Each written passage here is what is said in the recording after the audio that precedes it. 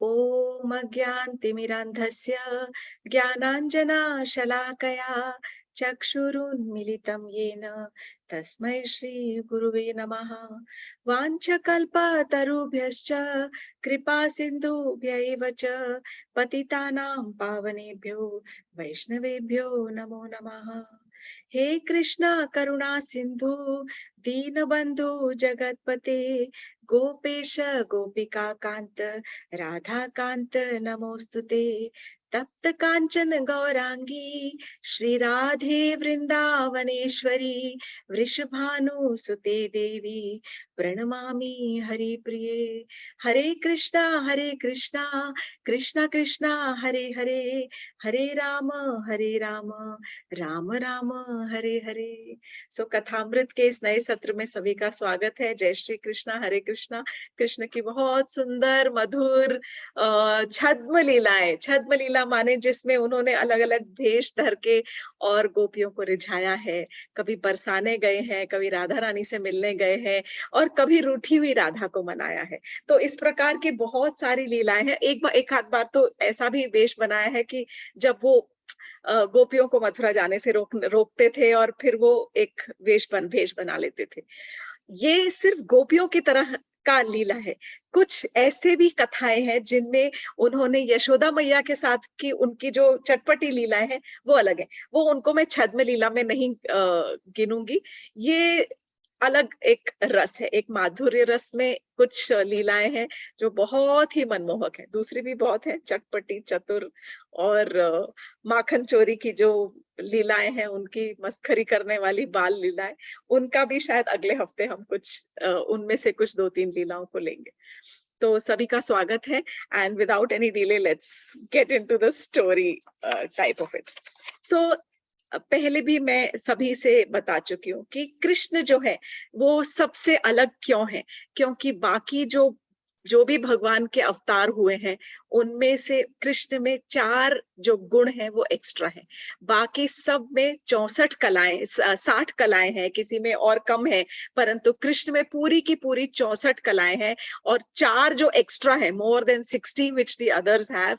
वो जो 4 स्पेशल जो गुण है वो रूप गोस्वामी लिखते हैं। वो है सबसे पहले एक्चुअली लीला माधुरी।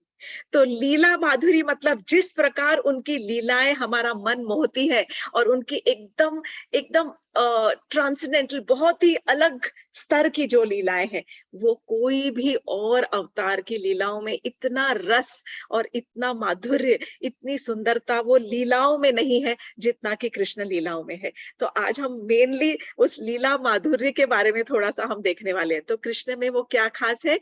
लीला माधुरी, प्रेम माधुरी, क्योंकि वो सब गोपियों के प्रेम से सराउंडेड है।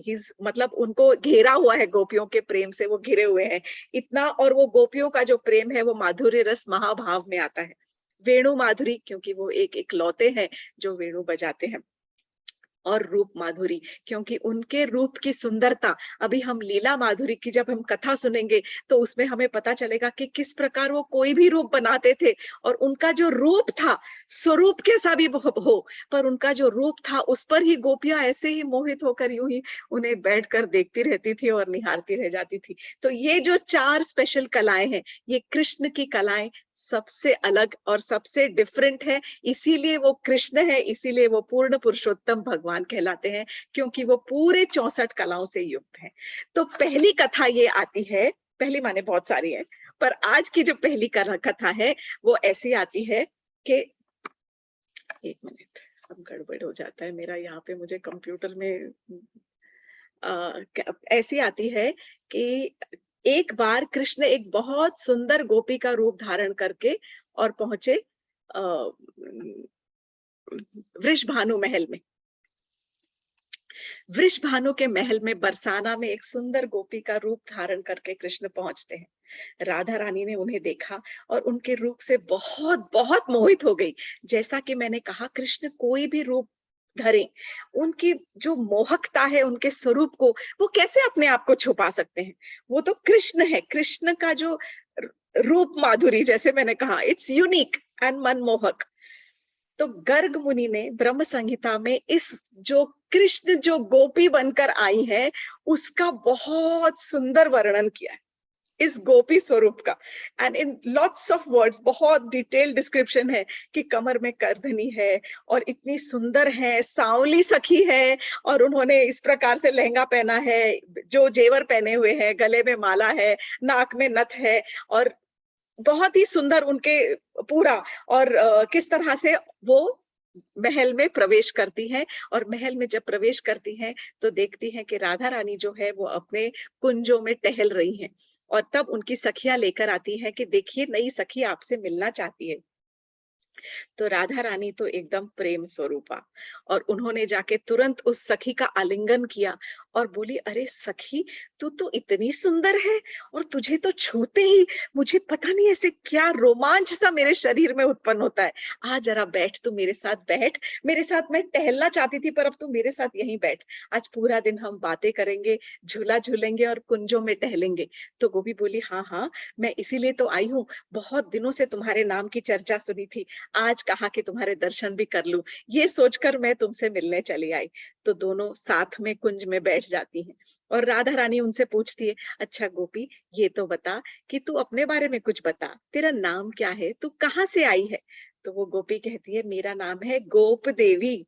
ये कृष्ण है जो कह रहे हैं, मेरा नाम है गोप देवी, और मैं तो आई हूँ उत्तर की ओर से। अब बरसाना के उत्तर की तरफ क्या है? नंदगांव। तो इशारा कर रही है ताकि थोड़ा सा हिंट मिल जाए। पर राधा रानी तो बहुत भोली है, उन्हें कुछ नहीं समझ आता, क्योंकि पहली बात ये है कि वो गोपी को देखकर इतना उनको जैसे अट्रैक्शन में वो खो गई है कि उनको समझ ही नहीं आ रहा कि मैं इससे क्या बात करूं, उनके चेहरे से निगाह ही नहीं हट रही है। थोड़ा वियर्ड लगता है, but if you think about it, क्योंकि वो कृष्ण है, वो छोटे छोटे गैया को और गायों को और बछड़ों को अट्रैक्ट कर लेते हैं, मोरों को अट्रैक्ट कर लेते हैं, तो राधा रानी तो उनकी स्वयं अलादिनी शक्ति है, तो उनको क्यों नहीं वो अट्रैक्शन होगा, she is there for that only. तो राधा रानी उनसे कहती है कि अच्छा तू बता, तो कहती है, मैं उत्तर की ओर से आई हूँ, मैंने तुम्हारे बहुत बहुत कीर्ति सुनी थी, और आज मैंने सोचा अब बहुत हो गया, कभी प्लान नहीं बनाऊंगी तो घर से निकल नहीं पाऊंगी, आज मैं स्पेशली खास तुमसे ही मिलने आई हूँ। तो राधा कहती है, बहुत अच्छा किया गोप देवी, आज हम दोनों बैठकर बतियाएंगे। पूरा दिन उन्होंने कुंजों में बॉल के साथ खेलने में, झूला झूलने में और यूं ही टहलने में बिता दिया। अब जब शाम हो गई तो गोप देवी बोली कि अब तो शाम हो गई राधा, अब तो मैं जाऊं अपने घर। और राधा रानी के आंखों से आंसू रुकते नहीं थे, और वो कह रही, ना ना, अब तो मत जा, अभी तो मत जा। तो गोप देवी कहती है, नहीं नहीं, जाना तो पड़ेगा राधा, देखो तुम समझो, तुम बहुत समझदार हो, घर तो जाना पड़ेगा, पर जाऊंगी नहीं तो फिर आऊंगी कैसे, और कल मेरा पक्का वादा है कि कल सुबह फिर से मैं तुम्हारे से मिलने आऊंगी तुझसे। तो राधा रानी कहती है, सच सच गोप देवी तुम आओगी? बोली, हाँ हाँ, मैं जरूर आऊंगी। और इस प्रकार दोनों एक दूसरे का आलिंगन करके, और वो गोप देवी जो है वो फिर से अपने घर को चली जाती है। अगले दिन जो गोप देवी वापस आती है नंद महल में, तो राधा रानी बहुत खुश है। लिखा है कि पूरी रात दोनों सो नहीं पाए, कि कल के उम्मीद में कि कब सवेरा होगा और कब हम मिलेंगे, एक दूसरे के ही ख्यालों में खोए रहे। जब अगले दिन वो गोप देवी आई तो राधा कहती है, अरे गोप देवी, आज तो जरा कुछ उदास लग रही है, तेरा मन जरा खिन्न लग रहा है, ऐसा क्या हो गया, तू इतनी उदास क्यों है, कल तो बड़ा मुस्कुरा रही थी तू। तो गोप देवी कहती है कि देखो ऐसा है ना, तुम तो अब रहने ही दो, तुम ना मेरी जो जो मेरी समस्याएं हैं उनको तुम सुलझा नहीं सकती, और ना ही मेरी समस्याओं का तुम निवारण कर सकती हो। अब मैं तुमसे क्या ही कहूँ मेरे अपने जीवन के कष्टों के बारे में। अब यहाँ तो कहानी शुरू हो रही है जो जो कहानी गढ़ रहे हैं अभी कृष्ण भगवान जी। तो राधा रानी कह रही है कि नहीं नहीं, कह तो सही, तू आई है, अब तो तू मेरी सखी है और तू मुझे बहुत प्रिय हो गई है, तो मेरी यही कोशिश रहेगी कि अगर किसी तरह से मैं तेरी तकलीफ, तेरी समस्याओं का निवारण कर सकूं तो मैं जरूर करना चाहूंगी। तू बता तो सही, तेरे मन को क्या क्या चुभ रहा है तेरे हृदय में, और यदि किसी ने तुझे कोई तकलीफ दी है तो मैं जरूर तुझे उसका हल करूंगी और उसको सजा दूंगी। तो गोप देवी कहती है कि ऐसा है ना लाडली जी, कुछ दिनों पहले की बात है कि मैं बरसाना की ही एक सांकरी गली में घूम रही थी और वहां से जाते हुए एक छोरा था, काला कलूटा, कहते हैं नंद बाबा का छोरा है। और वो आया और उसने मेरी राह रोक ली। और सांकरी गली में तो तुम्हें पता है कि कोई नहीं जा सकता, एक ही तरफ एक ही व्यक्ति जा सकता है। तो वहां वो सामने खड़ा था तो मैं पार ही ना कर पाई उस गली को, और कहने लगा नहीं नहीं, मैं यहाँ का राजा हूँ और यहाँ से जब तुम निकलोगी तो मुझे यहाँ पे कर देना पड़ेगा, ये मेरा इलाका है। यूं देखे ऐसे ताव में खड़ा था। तो कहने लगी, फिर उसने मेरी कलाई पकड़ ली और मुझे जाने नहीं दिया। मैंने अपनी कलाई छुड़ा ली और फिर मैंने कहा, हट रे लंपट, हट यहाँ से, भाग। कहाँ से ना, तू कहाँ का राजा और मैं तुझे काहे को कर दूं। तो उसने कहा कि, कहने लगा कि देख देख, ऐसा है गोपी, तू बिना बात के यूं गुस्सा मत कर, थोड़ा सा मुझे दही पवा दे, जब दही पिला देगी तो तेरा कर मुक्त हो जाएगा, बस थोड़ा दही दे दे अपनी मटकी में से। तो मैंने सोचा मैं क्यों इसको दही दूं। मैंने कहा, हट जा यहाँ से, रास्ते से, तू मेरे को, मुझे इस तरह से मेरे साथ में दादागिरी नहीं कर सकता है। ऐसे तो वर्ड्स नहीं यूज किए होंगे जरूर, पर इट्स समथिंग लाइक दैट। तो कथा कहते कहते बोल रही है, पता है प्रिया फिर क्या किया उन्होंने। प्रिया जी, वो छोरा छोटा सा, और उसने क्या किया, मेरी जबरदस्ती मेरी मटकी, एक उसके एक हाथ में बंसरी रहती है और एक हाथ में वो लकुटी पकड़ता है, ये उसकी पहचान है। और ये काला कलूटा है और मोर पंख लगा के घूमता है। और उसने मेरी मटकी फोड़ दी और उसके बाद सारा दही गिर गया, मेरे कपड़े खराब हो गए। उसने दही जो गिर रहा था वो पी भी लिया और ऊपर से हंसते हुए मेरी दुपट्टा खींच के और फिर वहां से भाग गया। बताओ कितनी शर्म की बात है। मेरी तो पूछो मत, मैं तो किसी को मुंह दिखाने लायक न रही। इतना तब से मेरा हृदय कचोट रहा है कि ऐसे नंद बाबा ने अपने ऐसे छोरे को कहाँ गली मोहल्लों में खुला छोड़ रखा है। इसे तो अपने घर में कैद करके रखना चाहिए। एक तो फिर सखी बोलती जा रही है गोप देवी, कह रही है, एक तो ना कोई सुंदरता, काला कलूटा, इतना क्रूर हृदय, किसी के ऊपर दया भाव की नाम की कोई चीज नहीं है, ग्वाले जाति का है। तो ना ही धन है इसके पास में जिसका इसको इतना गुरूर है, और ना ही रूप और सौंदर्य है। गुरूर है तो किस बात का। देखो किस प्रकार से ये गोप देवी बोले जा रही है अपने बारे में। और कह रही है कि वीरता तो लेश मात्र भी नहीं है। जब ये कह रही थी तो राधा रानी ने अपने कानों पे हाथ कर लिए। बस बस गोप देवी, तुम मेरी चुप्पी का फायदा मत उठाओ। तुम्हें पता भी है तुम किसके बारे में कह रही हो। ये जो नंद का छोरा है इसका नाम कृष्ण है। गोप देवी बोली, हाँ हाँ जानती हूँ, मैं जानती हूँ, तेरे हृदय में इसके लिए कहीं ना कहीं एक पीर भरी हुई है और तू बहुत उससे प्रेम करती है। अरे चर्चे सब जगह चल रहे हैं, मैं जानती हूँ, उसने तो तुम्हारे सबके मन को मोह लिया है। राधा रानी कहने लगी, तुम इतना ज्यादा भी मत बोलो, क्योंकि मैं सुन रही हूँ इसका मतलब ये नहीं कि तुम जो चाहो मन में बोलती जाओगी। तुम कहती हो काला कलूटा है, तो तुम क्या गोरी हो। तुम खुद अपने आप को देखो, सुंदर बहुत हो, पर सांवली तो कितनी हो। तो सांवला और गोरा कब से सुंदरता का प्रतीक होने लग गया। ये कौन सा मापदंड है कि लिखा है कि गोरा ही सुंदर होता है या काला सुंदर नहीं होता। ऐसा तो हमने कभी नहीं सुना। ये राधा रानी स्वयं कह रही है। आज के लोगों को शायद समझना चाहिए इस बात को भी। और फिर वो कह रही है, तुम वीरता की बात एक एक करके तुम्हारी मैं बातों को काटूंगी। तुम कह रही हो वीरता के बारे में, तो ये वीर, अगर ये वीर नहीं है तो और कौन वीर है। ये वीर इसलिए है क्योंकि ये छोटे से बालपन से ही इसने बड़े बड़े दैत्यों का नाश किया है। पूतना को मारा, बकासुर को मारा, शकटासुर को मारा, कालिया नाग का दमन किया, वहां से भगाया, जमुना जी को साफ किया। अब तुम बताओ, ये वीर नहीं तो क्या तुम वीर हो या हम वीर हैं। ना ना। और तुम कहती हो क्रूरता की बात कि ये क्रूर है। कहां से तुमको कौन सी दृष्टि से ये क्रूर नजर आता है। गैया को, बछड़ों को इतने प्रेम से पालता है, और राधा रानी का मन तो हमेशा गैया में लगा रहता है। उन्हें गाय जो है वो बहुत बहुत ज्यादा पसंद है। तो उस वक्त उन्होंने इस प्रकार कहते कहते और दोनों के अंदर डिस्कशन और डिबेट चलने लगा, और वो कहने लग गई, एक मिनट, सॉरी, हाँ सॉरी। तो वो कहने लगी कि देखो तुम इस प्रकार मेरे सामने तो ये सब बात मत किया करो। तो गोप देवी कह रही है, और फिर राधा रानी जो थी वो कृष्ण की सुंदरता का और उनका बखान करने लग गई कि तुम मेरे कृष्ण को जानती ही कहाँ हो। जब जब उसने कुछ भी किया है, एक पूतना को भी मारा था, तब भी ऊपर से देवताओं ने फूल बरसाए थे, और तुम उस कृष्ण को कह रही हो कि बांध के रखना चाहिए अपने घर में। नंद बाबा को शर्म आनी चाहिए, तुम्हें किसने आने दिया मेरे घर में, इस प्रकार तो मुझसे बात न किया करो। तो गोप देवी कहती है, अरे राधा, तुम्हारा अनुभव अलग रहा होगा, मैं तो अपने अनुभव की बात कर रही हूँ। बताओ, ये कोई सुशीलता है? ये किस प्रकार का नेचर हुआ कि मेरी सुशीलता को भंग करने चला था, मेरा दुपट्टा उसने खींच लिया, मेरी मटकी फोड़ दी। तो राधा रानी कहती है, अरे तू अपने आप को भाग्यशाली समझ कि तुझे कृष्ण मिले। हम तो रोती है, तरसती है कृष्ण से मिलने को, और तुम अपने आप की किस्मत को कोस रही हो। तुम इतनी समझदार हो, तू इतनी समझदार है, तू इतनी सुंदर है, और तू किस प्रकार की बात कर रही है? जरा अपनी वाणी पे, अपनी जीभा पे लगाम दे, सोच समझ के बात कर। तो गोप देवी कहती है, अच्छा, तो इसका मतलब मैं अपने आप को परेशान होने दूं? मैं बोल दूं कि हाँ भाई तू आ, और आ बैल मुझे मार, तो मुझे हमेशा तुम तकलीफ देती रहो।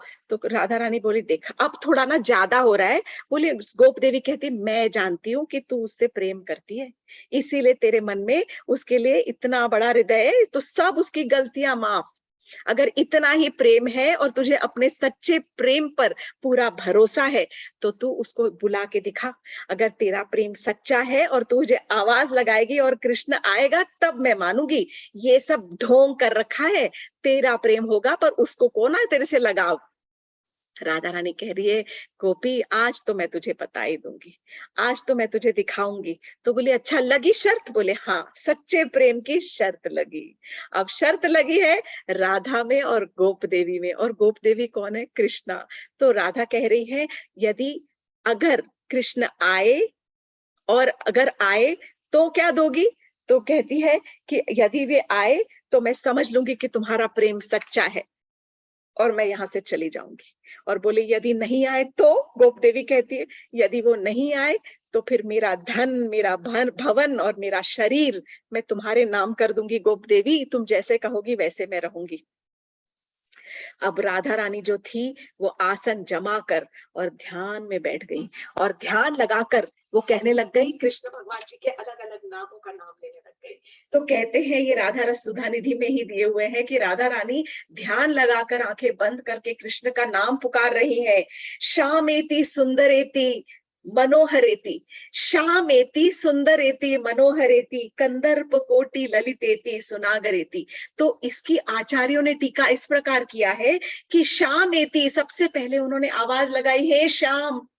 जब शाम कहने लगी तो उनके हृदय में कचोटा, कि राधा रानी सोचने लगी, मैं अपने शाम को आवाज लगा रही हूँ, कहीं उनका दिल ना टूट जाए कि मैं उनको काला कह के पुकार रही हूँ।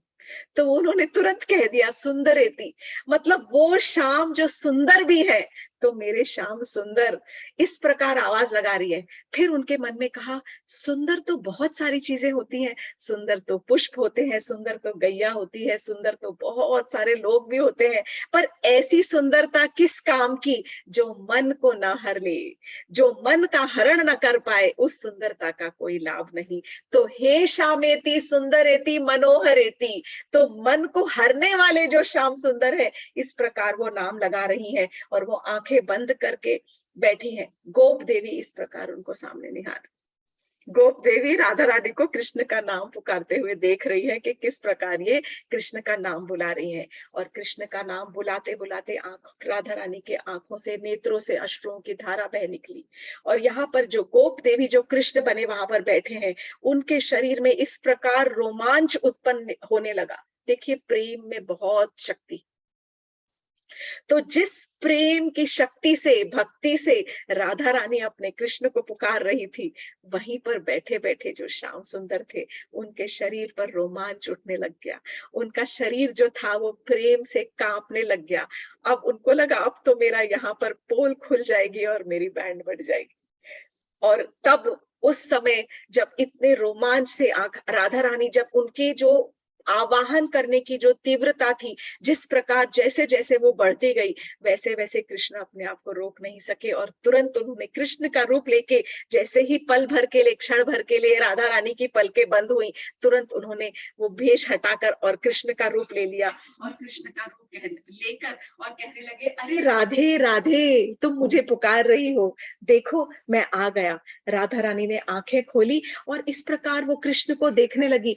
एक क्षण उन्होंने कृष्ण को देखा और फिर इस प्रकार वो यहाँ वहां थोड़ा आंख देखने लगी। कृष्ण कहते हैं, राधा कहाँ देख रही हो, मैं तुम्हारे सामने खड़ा हूँ, तुम मुझे बुला रही थी और देखो मैं आ गया। तो राधा कह रही है, हाँ कृष्ण मैं तुम्हें देख रही हूँ कान्हा, पर मैं तो, मेरी आंखें कुछ और ढूंढ रही हैं। तो कृष्ण कहते हैं, किसे, क्या ढूंढ रही हो? बोले, अरे मैं वो उस गोप देवी को ढूंढ रही हूँ। तो कृष्ण कहते हैं, गोप देवी, वो कौन है? अरे तुम नहीं जानते, वो गोप देवी, और फिर मैं बताती हूँ, जाने कहाँ चली गई, वो अभी तो यही थी। तो कृष्ण बोले, हाँ मैं जब यहाँ आ रहा था तो किसी को जाते तो मैंने देखा था, पर मुझे नहीं पता वो कौन थी गोपी, कोई जा तो रहा था। इस प्रकार कृष्ण कहने लगे। और तब बोली, कृष्ण बैठे राधा रानी के साथ में और राधा रानी ने पूरी गोप देवी की कथा कृष्ण को सुनाई। आओ मैं तुम्हें सुनाऊं, आज पता है क्या हुआ। कल ये आई थी और इस प्रकार बोल रही थी, अच्छा हुआ जो तुम आ गए। और ये देखकर पूरे की पूरी, तब कृष्ण कहते हैं, प्रिया जी आप बहुत भोली हैं। इतनी सब कथा सुनने के बाद कृष्ण कहते हैं, प्रिया जी आप बहुत भोली हैं, किस किसके साथ में पाला लेके बैठ जाती हो, किस किस से मिलती रहती हैं आप ऐसी नागिनों को अपने आसपास फटकने ना दिया करो, उनको अपने महल तक में आने ना दिया करो। और ये कहकर यहाँ की लीला समाप्त होती है। इस प्रकार उनकी ये एक छद्म लीला, जिस प्रकार उन्होंने राधा रानी को भी अपने लपेटे में ले लिया, और पर इनसे उनको आनंद मिलता है, क्योंकि ये अलग ही एक जो लीला का प्रकार है, ये बहुत ही विस्तार में एक्चुअली लीला है। एंड मतलब मुझे बहुत सुंदर लगी, इसलिए मैंने आपसे ये शेयर की।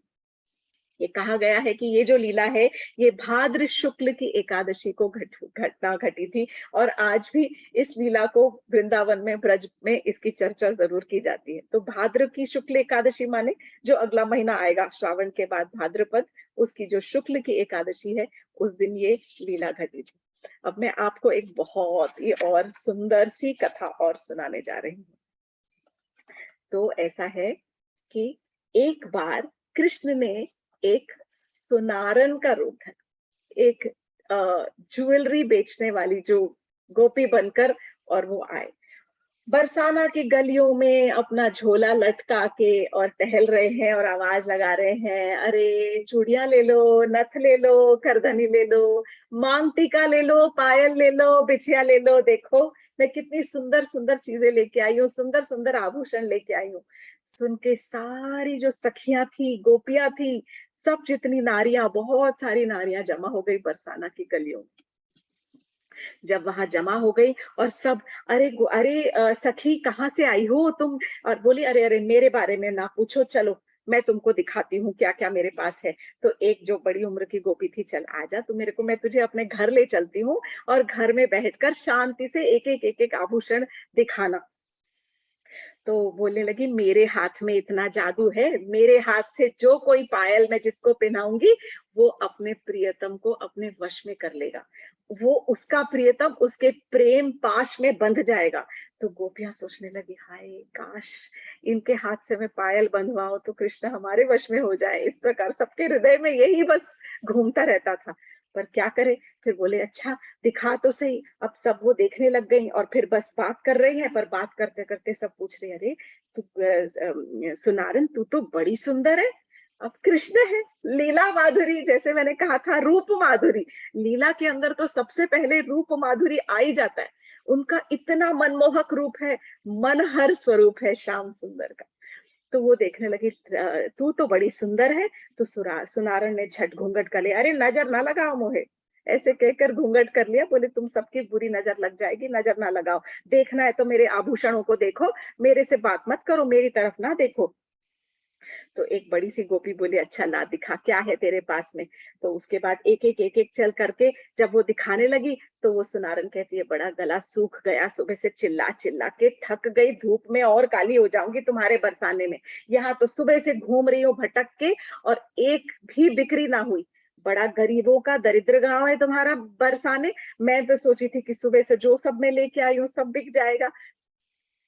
तो गोपी कहने लगी, अच्छा हमारे गांव को बदनाम करती है तू? तो बोली, ना ना, बदनाम ना कर रही, सच्चाई बता रही हूँ। यहाँ पे सुबह से चिल्ला चिल्ला के गला बैठ गया है, और पानी से भी ना रीझेगा ये मेरा सही होने वाला गला। क्या करूं?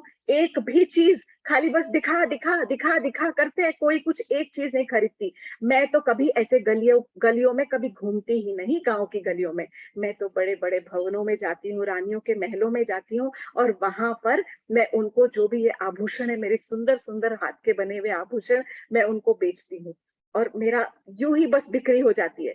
बहुत सुना था तुम्हारे बरसाने गांव के बारे में, पर अब पता चला नाम बड़े और दर्शन छोटे, कुछ ना रखा इस बरसाने में।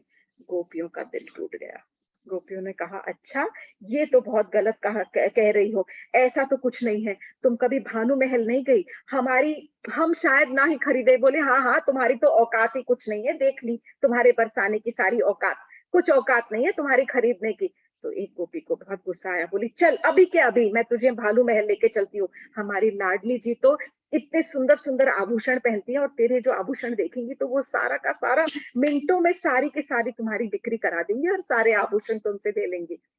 तो इस प्रकार हाथ पकड़कर कुछ वो जो गोपी थी, वो सुनारन को भानु महल लेकर जाती है। अब जब भानु महल वहां पर पहुंचते हैं, भानु महल में जाते के साथ ही सबसे पहले वहां Lalita Devi at the door, gate keeper खड़ी है। बोली, क्या हुआ? तो सखी बोलती है उसको, सुनारन को बोलती, सुनारन जरा ठहर, मैं अभी इंतजाम करती हूँ तेरा लाडली जी से मिलने का। और वो सखी जाके ललिता देवी से कहती है, अरे ललिता जरा सुन, ये सुनारन आई है कहीं आस पड़ोस के गांव से, और अपना ना गांव का नाम पूरा बदनाम कर दिया है। लाडली लाडली जी से कहना जरूर एक आधा कुछ तो खरीद ही ले, नहीं तो हमारी सबकी नाक कट जाएगी। बोली, अच्छा? बोली, हाँ, और दूसरी बात कह रही हूँ, जरा बड़ बोली है, मुंह मत लगाना इसको अपने, कुछ ना कुछ बोले ही जाती है, बोले जाती है, बस मतलब से बात रखना, और थोड़ा ज्यादा तीखे वचन बोलती है। तो जो चाहिए, जो पसंद आए वो ले लो, और बाकी इसको विदा कर देना। तो इस प्रकार कह के ललिता समझ गई, और वो सखी गई सुनारन के पास, जा सुनारन, जा, ललिता जी आपको ले जाएंगे प्रिया जी के अंतर्ग्रह में। तो जो ललिता सखी थी, बोली, अच्छा तुम सुरारन हो? तो बोली, क्यों, बताया नहीं क्या अभी उसने? अब मुझे खुद अपनी फिर से पहचान बतानी पड़ेगी क्या? पूरा दिन यूं ही हो गया भटकते। मैं जानती हूँ यहाँ पर कोई मेरी बिक्री नहीं होने वाली, खरीदना है खरीदो, नहीं तो मुझे जाने दो। ललिता सखी बोली, अरे रूठ क्यों रही है तो तू बड़ी सुंदर, तू तो बड़ी सुंदर है, कम से कम थोड़ा मधुर भी मीठा भी बोल लिया कर। तो बोली, चलो चलो मतलब की बात करो, बुलाओ अपनी लाडली जी को अंदर से। तो बोली कि नहीं नहीं, पहले तू अपने सारे जेवर मुझे दिखा। बोली, क्यों, तुम्हें खरीदने हैं क्या? बोली, नहीं मुझे तो नहीं खरीदने, पर मैं पहले उसको पास करूंगी, जो पसंद मुझे आएंगी फिर मैं तुम्हें अंदर जाने दूंगी, और मैं तुम्हें दिखाऊंगी, लाडली जी से मिलने दूंगी। बोली, ना ना, तुझे खरीदने हैं तो मैं तुझे दिखाऊं, जिसको खरीदना नहीं है उसको मैं दिखाऊंगी, दिखाऊंगी भी नहीं। बहुत ऐसे तैश में। तो ललिता जी बोली, ठीक है जा, नहीं देखना तो फिर बोली, अच्छा चल ठीक है, तू भी देख ले इस प्रकार। जो कृष्ण सुनारन बने थे, बोले, ठीक है, इस प्रकार देखा दाल नहीं गल रही, बाहर जाना पड़ेगा। तो बोले, अच्छा ठीक है, तू भी देख ले। अब एक एक आभूषण निकाल कर दिखाने लग गई। तो फिर ललिता जी को देखने के बाद बोली, जरा अब तो दिखा दे अपनी लाडली जी को, महारानी जी को अंदर से। तो ललिता जी अंदर गई, तो देखा तो लाडली जी अंदर सो रही, एकदम गहरी निद्रा में सो रही है। तो आई और बोलने लगी कि ऐसा है ना कि लाडली जी तो जरा सो रही है, तू एक काम कर, जरा और तू दो चार घर घूम के आ जा। तो सुनारन जो गुस्सा हो गई, लाल लाल गाल, वो जो श्यामल गाल थे वो लाल लाल, ऐसे जैसे वो बिम्बो फ्रूट की तरह बोले हुए लाल लाल हो गए। और फिर वो बोलने लगी, अच्छा ये अच्छा तुम लोगों ने बना रखा है कि दिखाओ, पहले मुझे दिखाओ फिर बाद में उनके पास जाओ, अंदर जाना नहीं मिलेगा, खरीदना कुछ ढेले भर का नहीं है, खाली ड्रामा करो, नौटंकी करो, बस यही रह गया है यहाँ पर। उठ नहीं सकती है क्या तुम्हारी लाडली जी जरा सा आभूषण करने के लिए? इतना जब जोर जोर से बोलने लग गई, तो लाडली जी की तो आंखें खुल गई, और वो वहां से अंदर से बोलने लगी आवाज, अरे ललिता, कौन चिल्ला रहा है, ये कौन है? तो ललिता अंदर गई, बोली लाडली जी, प्रिया जी, एक सुनारन आई है, बहुत देर से खड़ी है दरवाजे पे और वो कुछ आपको कुछ आभूषण दिखाना चाहती है। काली सुनारन आई है ऐसा कहा। तो जब काली सुनारन कहा तो वो सुनारन, अच्छा अब तक तो मैं सुंदर लग रही थी, अब मैं काली हो गई, अब काली वाली की बात ना करो, मैं जानती हूँ सब, तुम सब एक काले छोरे के पीछे पीछे घूमते रहते हो, तुम मुझे काला कहते हो। तो वो सुनारन जो थी उसको राधा रानी ने कहा, अरे तू बुरा मत मान, तू आ दिखा क्या लाई है तू। तो वो कहने लगी, अच्छा चलो मैं आपको दिखाती हूँ मैं क्या-क्या लाई हूँ। फिर वो राधा रानी से कहती है, तेरा महल तो बड़ा सुंदर है। तो राधा रानी ने कहा, पर मैं तो, तू दिखा तो सही तू क्या लाई है। और फिर राधा रानी के सामने जब सुनारन बैठी, तो राधा रानी यूं सुनारन को ही देखे जा रही, सुनारन को ही देखे जा रही है। अब सुनारन जो है वो एक एक चीज खोल रही है, ये देखो ये नथ, ये देखो ये कुंडल, ये देखो ये मांग टीका, और बहुत सुंदर, राधा रानी कह रही है बहुत सुंदर। अरे वाह! बहुत सुंदर। तो बोली, हाँ, मैं तो कह रही थी ना, मेरा एक-एक आभूषण बहुत सुंदर है। मैं तो यहाँ आते ही नहीं, मेरे आभूषण यूँ-यूँ रानी महारानियाँ ले लेती हैं। तो राधा रानी कहती, नहीं, मैं आभूषण की बात नहीं कर रही, मैं तो तेरे रूप की बात कर रही हूँ। कितनी सुंदर है तू, तू कितनी सुंदर है। तेरा इतना मनमोहक सा चेहरा है, ऐसे लगता है जैसे तेरा मेरा कोई जन्मों का नाता है। राधा रानी इस प्रकार सुनारन से बात कर रही है। सुनारन कहती है, अरे क्या, क्यों मजाक कर रही है प्रिया जी, आपका और मेरा नाता कैसे हो सकता है। आप तो राजकुमारी इतने बड़े महलों की, और मैं छोटे से गांव में रहने वाली एक सुनारन, मेरा और आपका काय का नाता, मैं तो पहली बार यहाँ पर आई हूँ। बोली, पर मेरी तो निगाह ही नहीं उठ रही, तेरे चेहरे से हट ही नहीं रहे मेरे नेत्र। कैसी बात करती हैं आप है सुंदर, आप सुंदरता की मूर्ति है। इस प्रकार एक दूसरे को वो कर रही है। बोली, चलिए चलिए अब आप हटा लो, मुझे मत देखो, ये देखिए मैं आपको छोटे छोटे जो आभूषण दिखा रही हूँ। तो फिर बोलती है, अच्छा मैं आपको कुछ पहनाऊं, मुझे, मेरे हाथों में जादू है, मैं जिस किसी को भी अपने हाथों से पाजेब पायल पहनाती हूँ, उसके जो प्रियतम है वो उसके वश में हो जाते हैं। अब ललिता सखी पीछे खड़ी है और हंसने लगी, बोली, अरे वो तो वैसे ही इनके वश में है, उसमें पायल का क्या काम। तो सुनारन यूं इस तरह से आंख तरेर के ललिता जी को देखती है, ललिता चुप हो जाती है वहां पे। राधा रानी जैसे ये सुन ही नहीं रही, क्योंकि उनकी निगाह तो उस श्याम सुंदर सुनारन से हट ही नहीं रही है। और फिर किसी तरह से सुनारन उनके पैरों में पायल पहनाती है। जब पायल पहनाती है तो जैसे उनके हाथों का स्पर्श होता है, वैसे कुछ एक तरह से कुछ एक कपकपी होती है राधा रानी के शरीर में। उसके बाद फिर वो सुनारन एक एक कुछ कंगन निकालती है, राधा रानी का हाथ पकड़ती है और उनके हाथों में कंगन डालती है। और यहाँ पर राधा रानी के शरीर में जो रोमांच बढ़ता जा रहा है, और फिर वो उनको कुंडल पहनाती हैं और उनको हार पहनाती हैं। अब ललिता पूछ रही है कि अरे मोल भाव तो बता। तो बोलती है, अरे तू ठहर, तू ना बीच में बोल।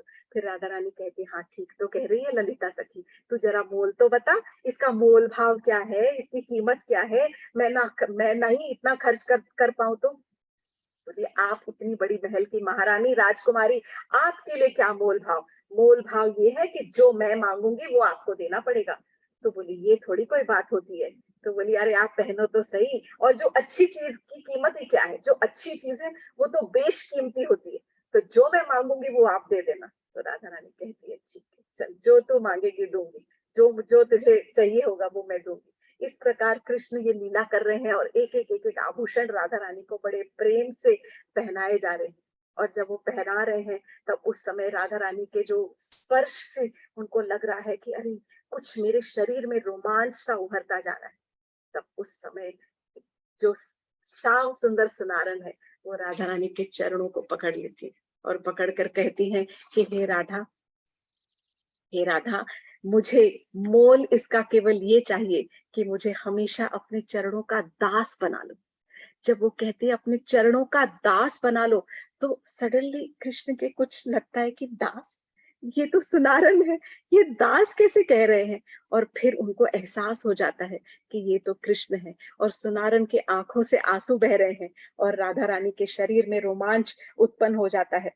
वो बोलती है कि एक मिनट, तो वो कहती है कि ये जो स्पर्श है, ये मुझे मुझे पागल बना रहा है, और तब उन्हें एहसास हो जाता है कि ये तो कृष्ण ही है जो सुनारन का रूप लेकर यहाँ पर आए हैं।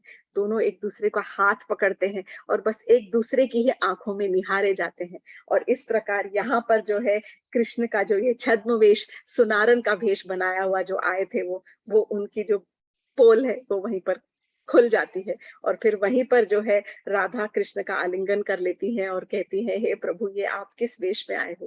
बोले, बस मैं तुम्हारा ये भी रूप देखना चाहता था, और मैं तुम्हारा इस प्रकार भी श्रृंगार करना चाहता था। बस यही मेरी छोटी छोटी एक इच्छाएं होती है, और तुम्हारे रूप की मधुरता माधुर्य देखने के लिए मैं कुछ भी करने को तैयार हूँ।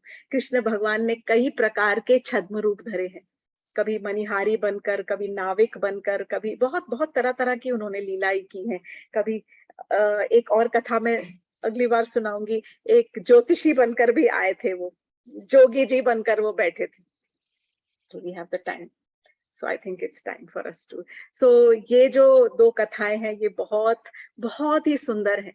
बस प्रेम में इतनी ताकत है। जब कृष्ण, राधा रानी जब प्रेम से भगवान को पुकार रही थी, शामेति सुंदरेति मनोहरेति, और कृष्ण आ गए, तो it is just an indication for us कि यदि हम अपने आंखों में प्रेमांजन लगाएंगे, यदि हम अपनी भक्ति के अंदर थोड़ा सा प्रेम का मलहम लगाकर और फिर हम कृष्ण को पुकारेंगे, तो कृष्ण क्यों नहीं आएंगे? कृष्ण अवश्य आएंगे, और कृष्ण हमारे हृदय में आकर और वास करेंगे।